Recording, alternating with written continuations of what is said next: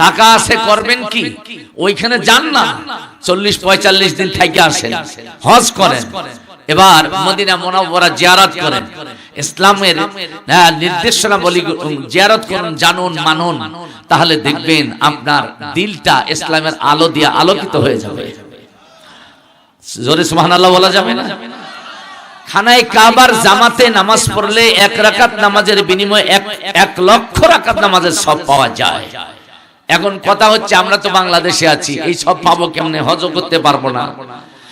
এখন আপনাকে বলবো ওই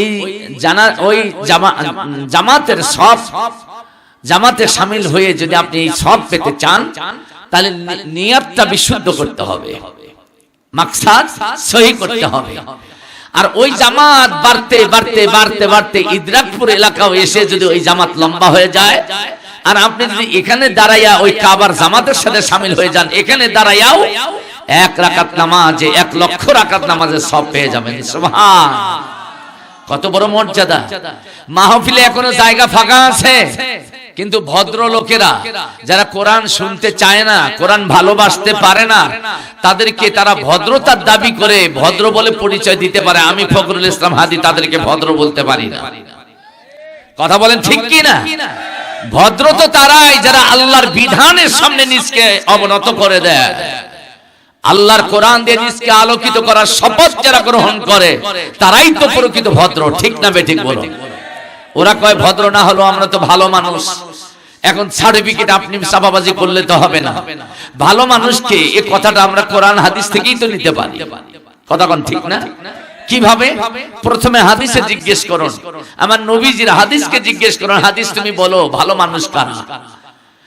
আল্লাহর নবী বললেন, খায়রুকুম মান তাআল্লামাল কুরআন ওয়া আল্লামা, তোমাদের মধ্যে সবথেকে ভালো মানুষ, ভদ্র মানুষ, শরীফ মানুষ ওই লোকটা যে লোকটা নিজে কোরআন শোনে, শিখে, আমল করে, অন্যকে শোনায়, অন্যকে শিখায়, আর কোরআনের আমল অন্যের মধ্যে প্রতিফলিত করে। আকাশের নিচে জমিনের উপরে ওই লোকটা চেয়ারম্যান, মেম্বার, এমপি, মন্ত্রী, মিনিস্টার যারা থাকে, তাদের থেকে আল্লাহর কাছে ভালো বলে পরিগণিত হয়। চিৎকার দিয়ে বলা যাবে কি সুবহানাল্লাহ? ভালো মানুষ চেয়ারম্যান হতে পারে না, মেম্বার নয়, এমপি না, মন্ত্রী না। ভালো মানুষ সেই হবে যে কোরআন শিখবে, অন্যকে শেখাবে। কথা কোন ঠিক কিনা? আজকে ভালো মানুষ হওয়ার দৌড়ে তাদেরকে খুঁজে পাওয়া যায় না, যারা ক্ষমতা লিপ্সু হইয়া এই চেয়ার দখলের জন্য আন্দোলন করে। ঠিক না বেঠিক বলেন? তাদের বক্তব্য জ্বালাময় হোক আর অজ্বালাময় হোক, মানুষ শুনতে চায় না। কেন শুনতে চায় না? তাদের বক্তব্যের মধ্যে আমার আল্লাহর কোরআন নাই, বিধায় নেতাদের বক্তব্য মানুষ রিসিভ করে না। ঠিক কিনা বলেন? আর আলেমদের বক্তব্য, যারা কোরআনের আলেম, যারা কোরআনের আমল করে আলেম হয়, এই বক্তব্য শোনার জন্য টাকা দিয়া লোক ভাড়া করা লাগে না। কথা কোন ঠিক কিনা?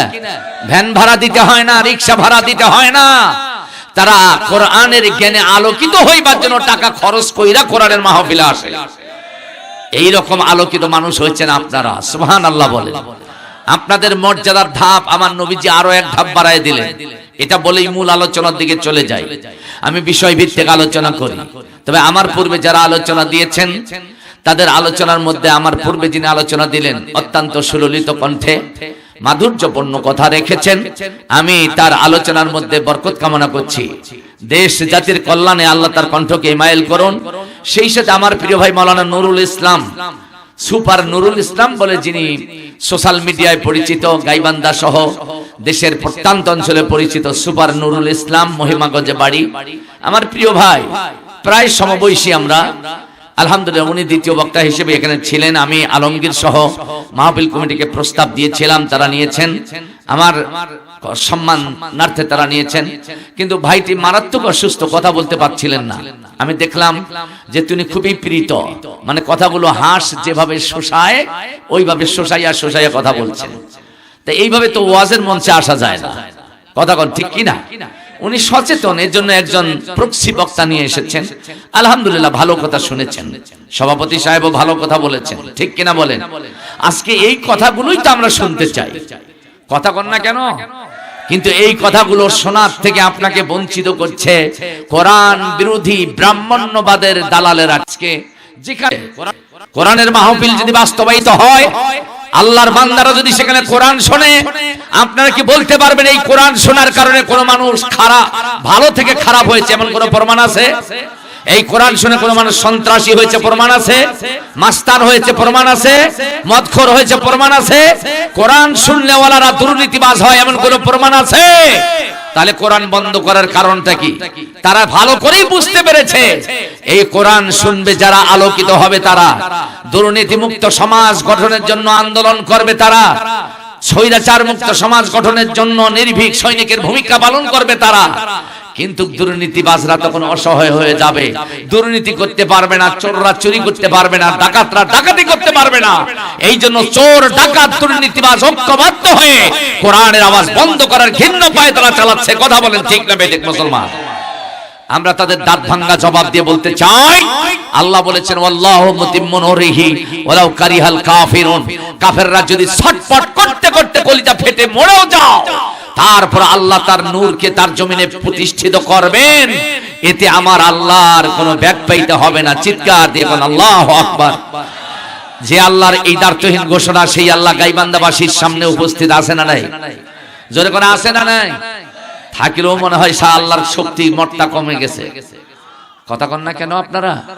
ও আপনারা দুর্বল হয়ে গেছেন, এই জন্য আওয়াজ দিচ্ছেন না, এটা ঠিক না। আমি আপনাদের আত্মাকে পরিশুদ্ধ করবার জন্য আজকে একটা আলোচনার বিষয় নিয়ে এসেছি, আত্মা পরিশুদ্ধর জন্য। আমি আলোচনায় তর্জন গর্জন যে করি না তা নয়, আলোচনার মধ্যে রক্তের টকবগানি যে শুরু হয় তা নয়।